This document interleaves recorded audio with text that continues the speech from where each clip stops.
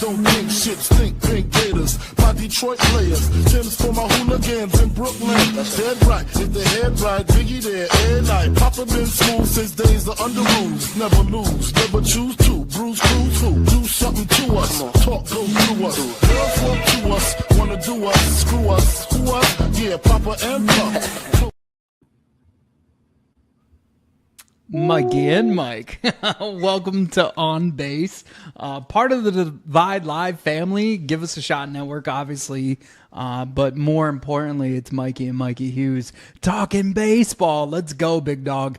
This is a long time coming. I want to thank you for waiting and waiting and waiting while I got my life back together, got this studio back together, but we are here to talk baseball in a time where there's only one more football game left. And then it's our time, Mikey. Yeah, it's almost there, man. I mean, we got the World Baseball Classic coming up. One might say Mike Powers is doing a solo pod on this new project because I am just a figment of his imagination, according to Jenny Powers.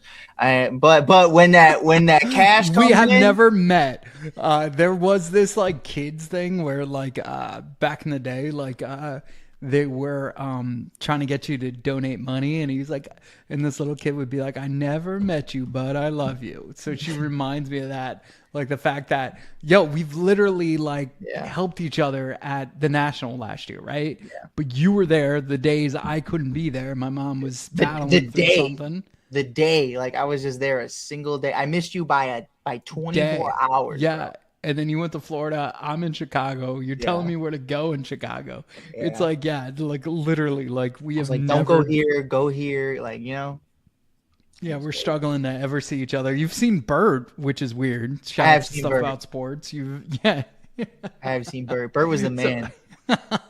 Bird was so dope. Bird was just hanging out at Wrigley, and I was like, there's Bert. And I was like, it's like the coolest thing ever. He's like, I saw Mikey Hughes. I was like, wait, what? Like, you saw my guy? Yeah. So like, look, man, we've already gotten some traction from the Beltron conversations, everything that we've been able to cut up. But we got Corey's blessing today, which was pretty awesome. Like yesterday, you debuted this amazing video that you did, and Corey was like, yo, dude, I'm all on board. The whole network is like, this is a long time coming. We need two guys that can just talk baseball, and that's what we're gonna do. So without a further ado, this is On Base, the podcast, and we're gonna talk baseball, baby. And Mike, it's 100 player rank by the MLB. Like, we're looking at it. I like this move. I love it. You want to know why? Because you got to go through two Mets. Lindor is at 11 and Soto's at 6 before you ever find a Philadelphia Philly. And I think that's tremendous. That's incredible, brother. That's incredible. No, that Philadelphia Philly that you find is Schwarb, and he's really a Cub in my mind. And it's forever a Cub. Schwarb's will always be that guy, man. I mean, it's cool, man. But the list every year, I wait for it. I get really excited about the top 100, man. I think it's one of the coolest things just in baseball to really just like have that conversation about who's better, who's not. But what'd you think about the list, man? Was there anybody too high, too low for you? So it kind of makes sense, right? So the top three stayed the same from year over year. So that means they did their job last year, and that's Ohtani, Judge, and then our boy Bobby Witt Jr. I like that. Bobby. And then it changes, dude. You got a Mariner that last year was at ranked 59th. Yeah, is now our top 4 guy, and that's Kyle Raleigh. I think it's also the fact that there's no other good catcher in Major League Baseball. Like, that's my argument for him. Like, there's not, like, dude, like Will Smith is the man. I won't lie. I like Will Smith. I even like the Mets. Like, I like Frankie. Like, I'm not mad at our situation in Queens with our catcher. The Phillies just re-signed JT Realmuto because he was the last guy left for them to sign, and he got paid a big Brinks truck to do it. But what I would share is the simple fact is, Cal is doing it in a different tune. Yeah, and it's not only a different tune too, but like I would even argue, and it's very early in his career, but Cal's even not even barely, like he has cemented himself as that guy over a guy like Adley Rutschman, who I think a lot of us, including myself, like I thought Adley was going to take over the catcher position. I thought he was going to be the next Buster Posey. Shout out Buster Posey, by the way, Hall of Fame potential in 2026, 2027. He's in that conversation. He's a nominee, going to be really cool. Kind of a, we'll do that in another episode. Kind of a weak class, but Buster carries it. John Lester carries it. Starlin Castro's on the list, and I'm gonna flip shit if he ends up a Hall of Famer because Cubs legend. But no, man, like like Cal just like out of left field, man, just starts raking, hits over 60 home runs. I mean, absolutely incredible season by him, man. And it was really cool to kind of like watch that. It was also cool that I dropped him in fantasy baseball like the week before he started tearing it up. So that was awesome. Don't know why I did that. Ended up losing in the championship game. Maybe if I had Cal, it would have been different. The Mariners always seem to be there. This is their first division they've won since 2001. I was one, by the way. That's cool. I was a sophomore in high school, so just to give you a preference. Yo, today I got hit with that. A couple kids at iHeart. They're not kids. They're 20, 30 years old. Yeah. Found out I was 40. They go, damn. Just like that. Yeah. Shout outs to Nick Johnson. Same thing happened with him. Buster's boy, BTA. I was like, I'm 40. And he's like, bro, you're 40 already? Yeah. And I was like, yeah. So I guess I look younger than Sure. I don't feel it. I don't. I had to shovel after our last freaking show, dude. Yeah. My neighbor's plow broke. And those 12 inches of snow I was looking at. I had to go shovel it, and I feel like I'm broken since it. Like my spine feels frozen. Spinal. I can't describe it. It's Spinal. Yo, so who were you excited to see on this list? I saw our boy PCA was 40th. Speaking of 40 years, yeah.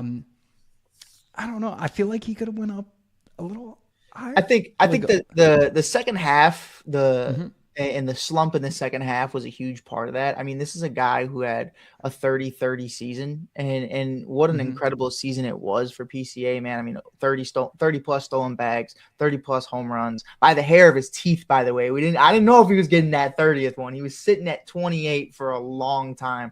But he finally cracked it, man. A gold glove, first gold glove of his career, robbed of a platinum glove. I mean, Fernando Tatis Jr. getting that platinum glove over PCA when PCA was making catches that had less than a 5% chance of being caught. Sick. Like I'm all, and you would know this, like from playing the game and having a feel for the game as an outfielder myself. I know you played first base. I'm all for the robberies. I'm all for robbing home runs, and that is what Tatis prided himself on all season long. But the catches that PCA was making, man, I mean, it was just like, you know, they say 70% of the world is covered by water and the other 30% is covered by Pete Crow Armstrong. And like, that's just where I'm at. Like PCA deserved that platinum glove and nobody's going to tell me he didn't. But we had 4 Cubbies on this list, if I'm not mistaken. It was PCA, Michael Busch, Seiya Suzuki, and Alex Bregman, who obviously I will take credit for that because he is a Chicago Cub. Don't care if he hasn't played a single game yet. He is on our top 100.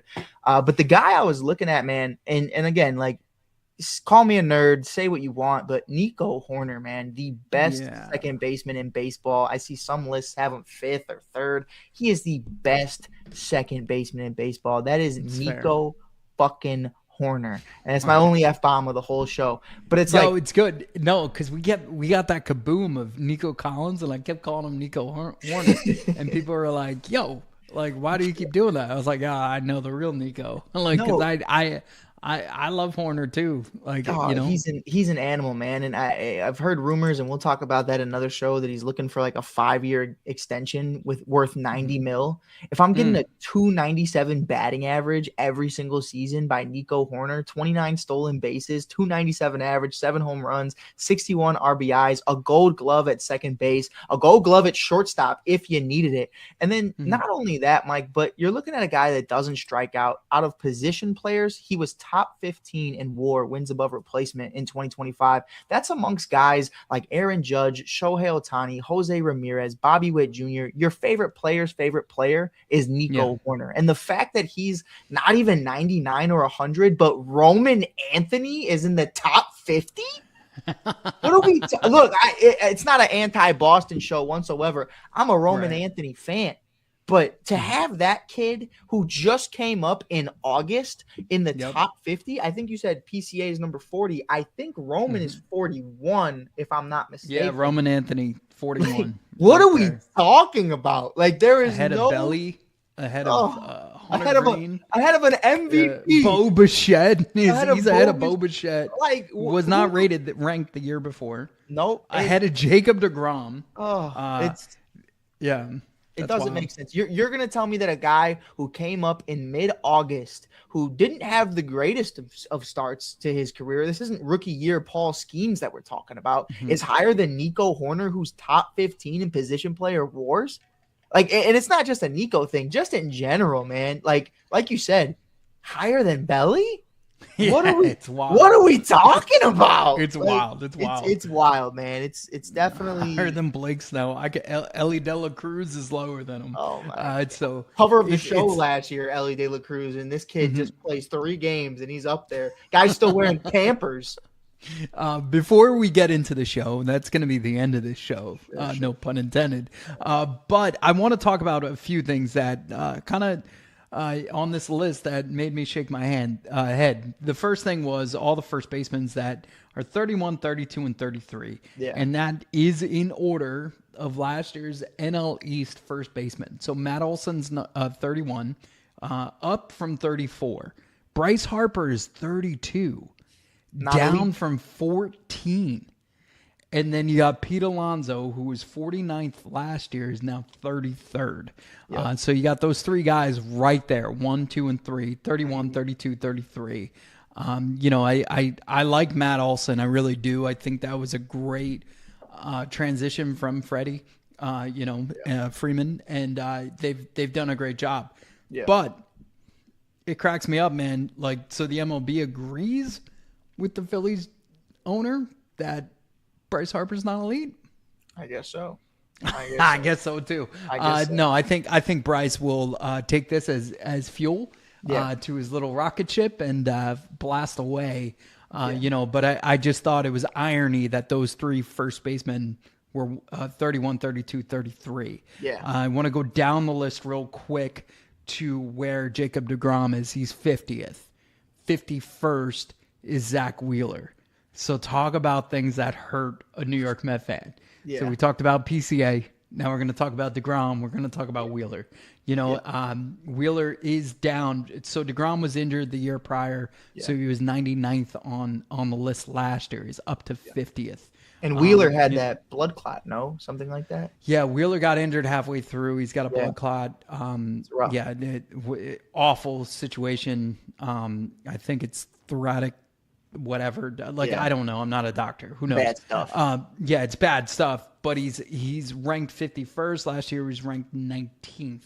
And then you got Blake Snell right around them with 54. That's where I'm at. Like when I look at this list, I'm like, man, those are some guys that I wish were still in Queens. But speaking of people that are still out there that used to be in Queens, you sent me something saying that you wanted Max on the Cubs because he's still a free agent. Sure. Like, let's get into that real quick. And the rest of the remaining free agents while we sit here at the end of January. Well, look, Verlander's a free agent. Scherzer's a free agent. I think for me, we're having conversations right now in Chicago as Cubs fans saying that maybe the organization is still interested in a guy like Zach Gallen. And that's cool. But Zach Gallen is a waiver wire junkie in fantasy baseball because he'll either give you 30 points or minus 15. And there's no in between. So I'm really okay off the Zach Gallen hype and the train there. If we get him cool on a cheap deal, fine. But the Cubs rotation right now is pretty much set. I mean, you're looking at Edward Cabrera, Justin Steele, Cade Horton, Shota Imanaga, Matthew Boyd, Jamison Tyone. Then you throw in a Zach Gallen. Why throw in a Zach Gallen when you really don't need a 6th or 7th starter? I think for me, Max Scherzer just brings in that competitive edge. We always hear stories of Anthony Rizzo and David Ross talking about a John Lester start day. Don't look at John. Don't walk in John's way. Don't say nothing to John. John's a great guy 4 days out of the weekday. But on that 5th day when he's on the bump, do not talk to John. That's Max Scherzer.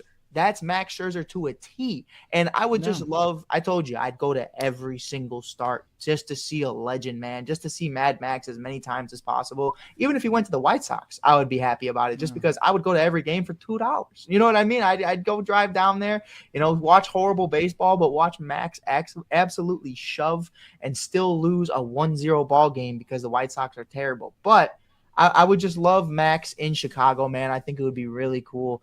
And before we continue on that, I will say this to the MLB commissioner, to the Phillies organization. Last offseason, we had banana bread making Bryce Harper on TikTok. Now we have Bryce Harper not elite. And I think we should have just let the sleeping bear lie. Let him cook. Literally, let him cook. Let him cook. Let him be happy. I'm so worried about it. I am so worried. We're going to get MVP Bryce this year. That's how I really see it. And I think he's going to show this new generation of kids who Bryce Harper is, a vintage Bryce Harper.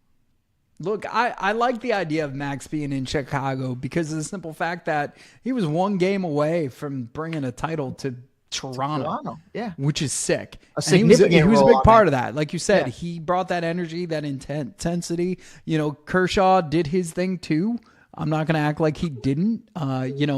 Whatever, man, throwing that old man wiffle ball style ball, like 60-mile-an-hour fastballs. Yeah. So it was cool seeing those two guys collide. So Max still has something in the tank for sure. For Scherzer. But I would love to see him in a Cubby uniform. That'd be pretty dope. The other guy, Kate Upton's wife, Justin Verlander, is also out there. And I don't know how much he has left, but the fact that he's out there and should at least get a spring training invite somewhere and back to Queens. Dude, I would love it. I do appreciate the haul that we got for those two, and you talked me through that. If you remember, you were like, "Yo, dude, it's gonna be all right. Like, it's gonna be all right. You got a haul for those two guys." Yeah. Well, I will say the Verlander one, you ended up trading the haul away, but that's okay. Which is fine. Yeah, it's fine. We're at where we are now. Yeah. So not the worst thing in the world. I'm not mad at I where we're at with the trades and transactions that have happened, and then still looking at that farm system, it's pretty good. It's pretty great. I'm not mad at it at all. Pretty great. So, but there is one guy I wanted to talk about before we get into like the pitching side of stuff, because there's a lot. Framber Valdez is still out there, a couple other big name guys.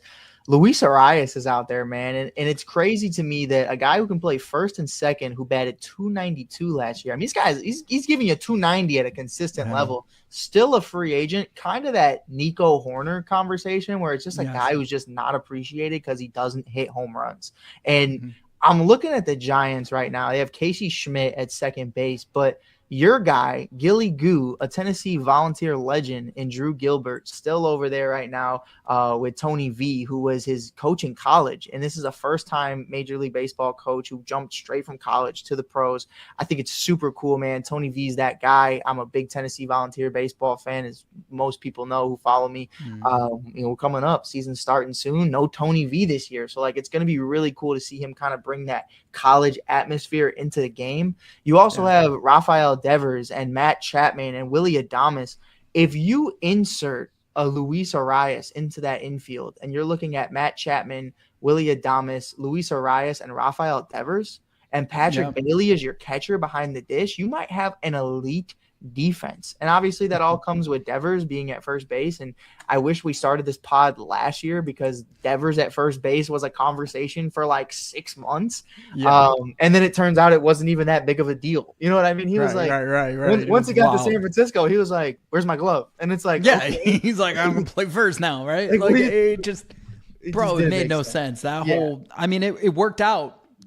For Boston and worked out for the Giants too. Well, right? let me ask you this, because we're still talking free agency. Mike, did it work out for Boston? Because you lose a franchise guy, a cornerstone piece in the hot corner who's won a championship for Bregman for a year, and now Bregman. You're right. Who's playing third base for the Boston this year? Yeah, and they spent all that money, gave it back essentially, right? So I think they're short $100 million. Yeah. If you do the math, That is wild, man. That's Yeah, wild. it worked I out for forgot Devers. about that part. I was thinking last year. I wasn't thinking this year. Yeah. Oh yeah, you did that episode the other day about Mr. Steal Your Girl with the Mets. I mean, we were Mr. Steal Your Bregman. San Fran just Mr. Steal your first baseman, Yeah, and then you. we stole your boy in the hot corner. And like honestly, I was really happy to see Bregman go to Boston or see Bregman go to Chicago for that reason. You know, I think when you really look at it and you're going to tell me that you're just going to disrespect your franchise guy after they already kind of disrespected Mookie Betts a few years ago. Right. I mean, Boston kind of had it coming in that way because it's like Mookie did so much for the city. You don't want to pay him. You ship him off to LA. How's that taste now? Because he's a multi-time champion in that city, probably going to win 3 or 4 more before it's all said and done. And then you have Devers, who, you know, Devers is on the West Coast. He's happy, babyface assassin, doing his thing, playing first, which I know that pissed him off that he was playing first as well as he did. And then Bregman goes to Chicago, and it's like, you know, you reap what you sow, man. People don't want to come to play here. And Bregman probably felt that too. You know what I mean? Like I know we're getting off script a little, but like it definitely was something that, like, you know better than anybody. Like, guys in the league talk to each other about what it's like to play for other organizations, and to kind of get that vibe about like, hey man, we just don't respect the guys who have given us everything. Like, okay, then you're not going to get anything.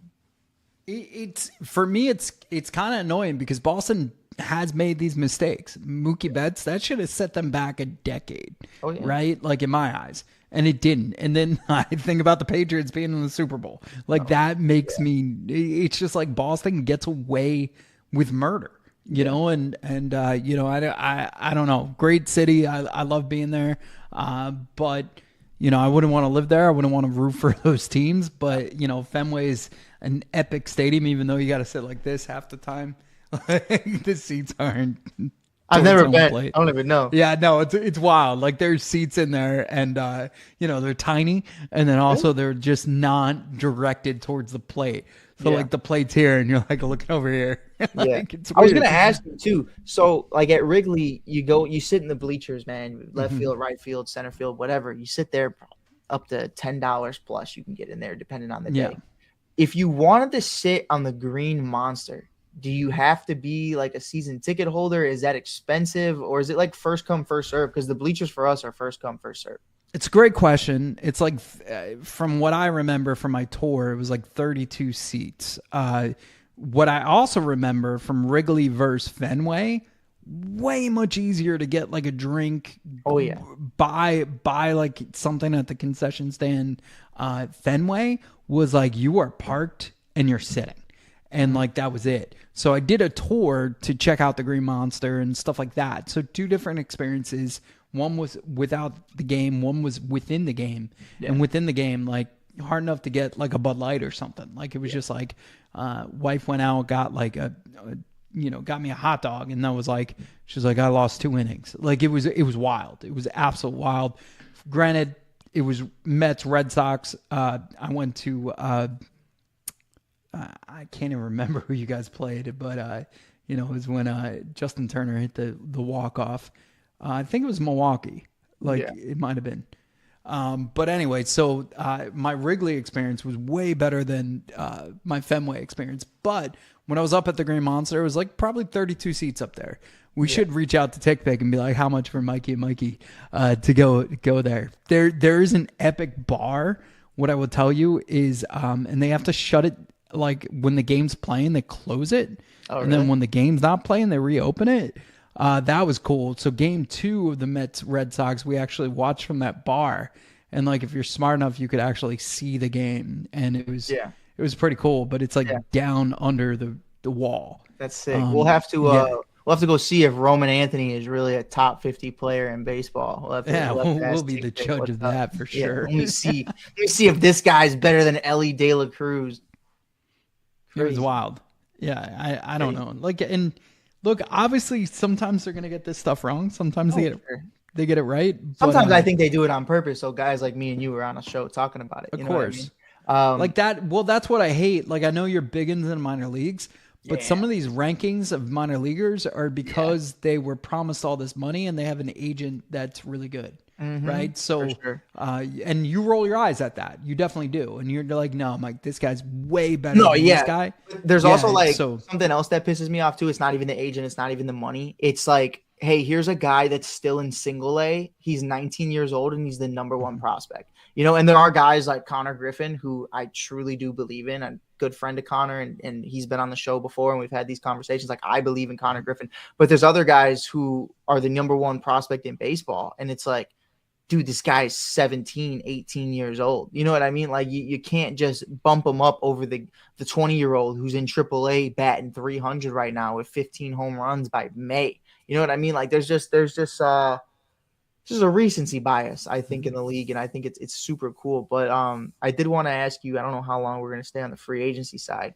Eugenio Suarez is still a free agent. I know you have an interesting situation right now because I love what the Mets are cooking up the middle defense. You know, you have Marcus Semien, who's won a Gold Glove. You have Frankie, and obviously you're going to throw a guy in center field like Lubob, El Pantara, the what do they call him? The Panther. You know, in Luis Robert, which is super cool. I mean, you got 3 Gold Glovers right there pretty much that are up the middle defense. That's incredible. And it reminds me of the Cubs so much because we have Dansby, Nico, and PCA. But a guy like Suarez having a career like he did, man, is that a bat that you'd be interested in filling in? And if so, like, where does that leave a Bo Bichette? Or do you think the Mets are kind of set with the bats that they've added? I think the bats are done. I really do. It's like everything I hear about with the fan base and everything is like, oh, we're going to trade Screwball from in Detroit. Screwball. Yeah, it's Screwball. Yeah, that's why I get his name wrong. Dude, they're like, yeah, we're gonna get him from Detroit. I was like, Detroit had a great year last year. They're not gonna mail it in. So I think the bats are done. It would be fantastic to get another arm, but I'm also satisfied with everything that we're looking at. If Detroit did have a fire sale, I think it should be after the All-Star break or before the trade deadline. Yeah. And I don't think it's going to happen before the season starts because they have to actually fill the ballpark, you know? And so I don't see an advantage of them making a trade, especially for that. Yeah. And like you said, anything, I wouldn't be surprised if the Mets did something else that shocked me because this month they definitely shocked me. So the month's not over yet and they got some time here. But yeah, I wouldn't hate that move at all. I just don't think, when I go 1 through 9 right now, I'm actually excited. I think it has the pop or like, the slugging that we had years prior. No, but I think these are guys that get on base. Yeah. And like I said, it's going to be a Moneyball Met situation. And it's fantastic. I'm excited to see this type of ball played in Queens as long as it goes well. Yeah, so, I love it. I love it. And I think you make a great point about Scoob, too, because, I mean, back-to-back consecutive Cy Youngs. When is the last time a guy has not only won a Cy Young and got traded the following season, but win back-to-back and get traded? Like, I know the money is a big part of it. And from, like, all the rumors going around, like, he is going to be the highest paid pitcher of all time. And rightfully so. But in that conversation, like, you can't. The fan base would go insane. I mean, to see Detroit baseball coming back to life since the Miggy days is just super dope. And I think it's something that a lot of those fan bases have really earned over the last few years, to just see guys like Cleveland, see guys like Cincinnati kind of in the hunt, and Detroit. Like, it's really cool, man. And to see Javi Baez as an all-star in center field, even though he's making routine pop fly catches. He's on ESPN and they're calling him the magician again. And it's like, it's so cool to see that stuff, man. But I definitely agree. Like, if he ends up a Met or a Dodger or whatever the case may be, it's definitely going to be next offseason. I don't even think they trade him. Yeah. And to let you know, the last time a Cy Young was traded, I believe it was R.A. Dickey, and he was traded to Toronto, the knuckleballer, at the twilight of his career for Noah Syndergaard and Travis d'Arnaud. Great haul. Got us the 2015 World Series. So, I mean, it has happened before, but like you said, I don't think it happens in Detroit. We're so happy what Javi has done as a group. I think Javi has kept us together. Like, honestly, and I felt so like, I don't know, man. For my Mets fans and my guys like Mike who love the Mets, I felt so bad. You and I didn't talk about it when it happened because we weren't we weren't talking every day at that time. But like, I just think like I just feel like kind of embarrassed. Like we've definitely talked about it prior. After. But after we talked about it all the time. But I was like, man, if you traded for Javi, man, I would have been like, you're getting an incredible human being, a guy who's invested in the fan base, a guy who's ready to go out there and give it his all. And then to see like the diamond earring getting lost in the third, and then to see like the booing of the fans, and I was thumbs down. Like, dude, Jerem made a fortune off those T-shirts. Like, it was wild. Yeah, the amount of Met fans that bought that T-shirt was incredible too. Yeah. Like, and that was just adding to Jerem's. There's a different fan base out here that niche inside of a niche, and I agreed with him. It was fantastic. He wore that to the 9/11 game with the thumbs down, and that was Lindor's first. He survived that, but that could have been an easy exit out of New York. Yeah, that looked bad for all of them, and I think really did. It was weird too because I had never seen Javi so out of character, and I think like obviously getting traded mid-season from the team that drafted you, maybe that's a part of that. You know what I mean? Like, you're just kind of uncomfortable, and it's like, well, I didn't even want to be here, so like F you guys if you guys are saying F me. You know what I mean? And like I think that's kind of how he felt, but I think looking back on it, Javi definitely would have went about that a different way if he could. Yeah, but I don't know. New York is a whole different vibe, man. It changes people. It absolutely changes you. It could make you different. It can make you better. That's why I cringe. Like, this on paper, the Mets look great. Some of these guys have never played in New York. It's a whole different vibe. Like, are you going to be able to do what Pete Alonso did in the National League playoffs division series? I don't know. Yeah. I know he could. I think there's also a difference from the Bronx to Queens. I think Juan Soto's first year in the Queens, and it was a much different taste than it was in the Bronx. And obviously the short porch has a huge part to that. Being alongside Aaron Judge is a huge part to that. But like, definitely, man, like the fan base is different. And like, just because you had success with the Yankees doesn't mean these Mets fans are going to be like, well, it's okay if you had an off year or something along those lines. You know what I mean? It's like, you still have to perform for us in that way. So I definitely think like it's tough, man. My first time in New York, a guy told me to go F myself. You texted me, I'm like, Mike, I love this place. Dude, I was like, I love this place. And then like 20 minutes later, I was walking with my girlfriend and some guy walked past us and he was like, get the F on my way. And I was like, I wasn't even moving. I was standing still. And I was like, could have just went around me. I wasn't bothering nobody. I was like, when they say you can make it here, you can make it anywhere, they're talking about mental toughness. Yeah, for sure. I do think that's true because Philly's not an easy city and it could eat you alive. Yeah. You know who you can't eat alive? A Brooklyn boy. And that's me. Yeah. So I enjoy my time in Philly. It's been longer now than I've been in Brooklyn, but it definitely could eat you alive, and New York can do the same thing. And I'm sure Chicago could. I'm not going to try to downplay that. No, but you mentioned the Judge. I want to talk about that real quick. MLB The Show.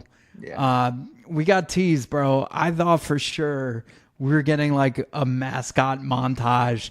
I thought for sure we were getting like fans, they were going to find the top fans of each city and put them on the cover. And I was like, yo, Mikey Hughes might get that Shy Kid thing. Philly Fanatic got to go first, man. I mean, what he's doing over there is crazy. Yeah, if you went fan base, though, you would think 7 line with the Mets. Chicago, like, dude, you're up there, man. You're definitely up there ranked-wise. Philly, I would go Philly captain, Philly sports guy. A few of them. LA is weird.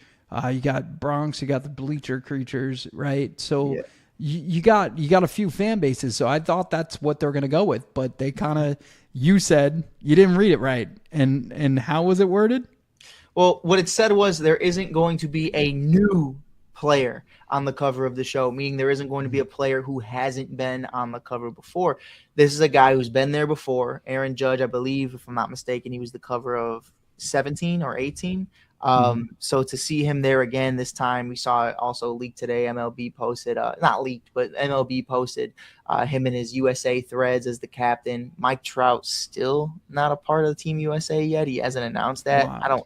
I don't think it's coming. I think he's just going to try to Kershaw be as is, right? possible. That's his final Kershaw one. is, and it's Yeah, I'm happy for him, and I'm excited. You know, before we get to Japan, I wouldn't mind Kershaw like obliterating Team Italy or something. You know what I mean? Like let him go out there, get his confidence up, and then when we play Japan, Kershaw has to sit down. Kershaw cannot see Japan or Shohei. No, we got to beat Japan. They beat us in the Olympics. Shout out to Todd Frazier and that team. I think PCA was on it too.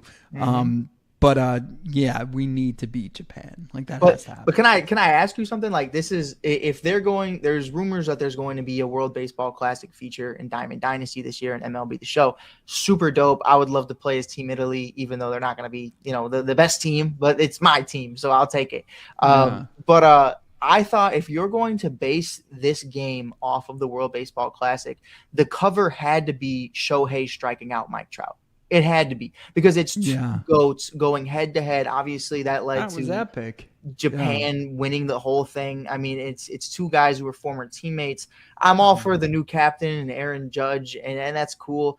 But Shohei striking out Trout had to be the cover of that game. That's my opinion. What do you think? Yeah. Also, like Trout, I love him. He's a great dude, making a great golf course, but it hasn't been great since then, right? So like I'm not throwing shade. He's talked publicly about how hard it is to catch up to these Major League Baseball fastballs anymore. Yeah. I thought that was a memorable moment. That was kind of like a change in the guards and understanding of Shohei. It was his time, and Trout. Yeah, he's our Griffey of this new age. I would say the Gen Zs and stuff like that. As a millennial, I looked up to Griffey. This is their Griffey.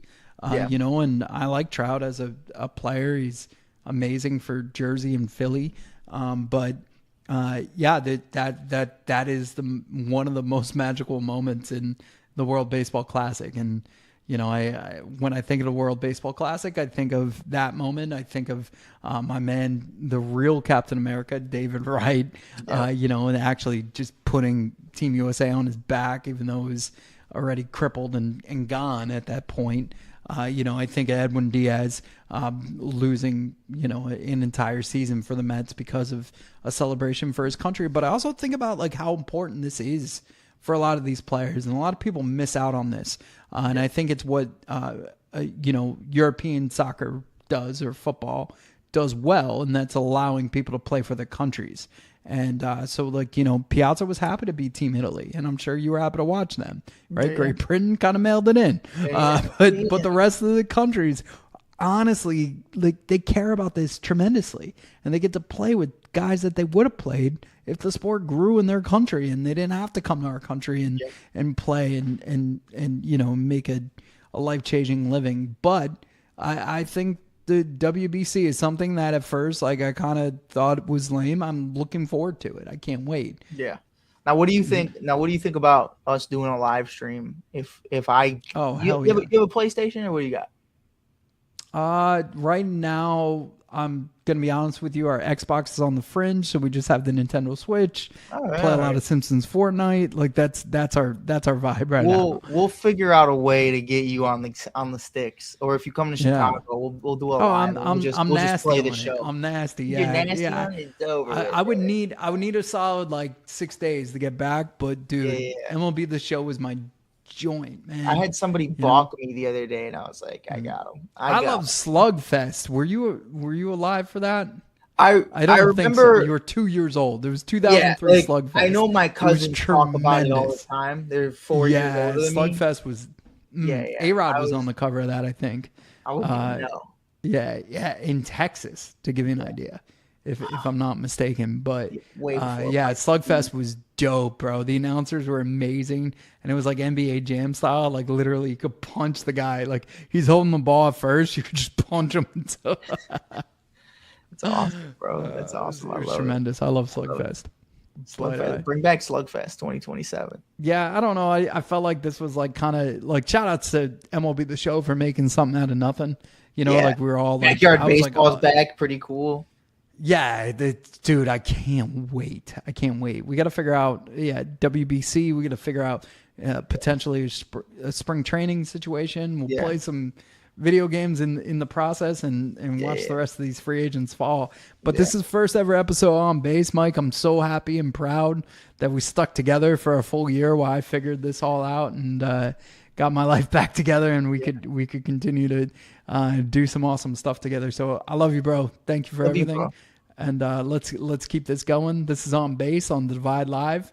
Give Us a Shot Network production.